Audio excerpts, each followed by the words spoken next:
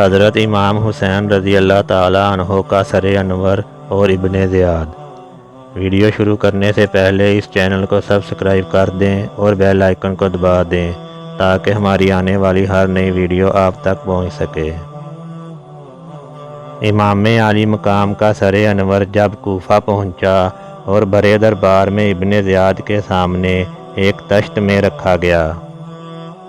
اس وقت ظالم ابن زیاد کے ہاتھ میں چھڑی تھی جس سے وہ آپ رضی اللہ تعالیٰ عنہ کے لبوں اور دانتوں کو ٹھوکر دینے لگا۔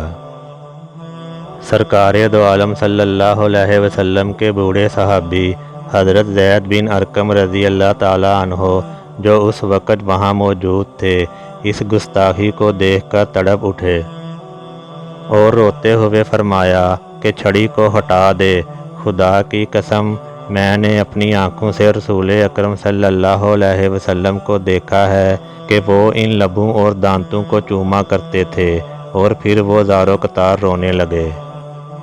ابن زیاد نے کہا خدا تجھے خوب رلائے، اگر تو بڈھا نہ ہوتا اور تیری عقل خراب نہ ہو گئی ہوتی تو میں تیری گردن اڑا دیتا۔ حضرت زید رضی اللہ تعالیٰ عنہ وہاں سے اٹھے اور یہ کہتے ہوئے چلے گئے کہ غلام نے غلام کو حاکم بنا دیا جس نے سارے بندگان خدا کو اپنا خانہ زاد بنا دیا۔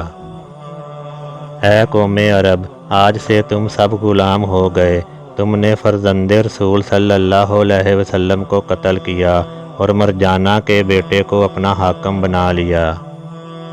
جو اچھوں کو قتل کر رہا ہے اور بروں کو غلام بنا رہا ہے، تم نے ذلت کو گوارا کر لیا، اور جو ذلت کو گوارا کرے اس پر خدا کی مار ہو۔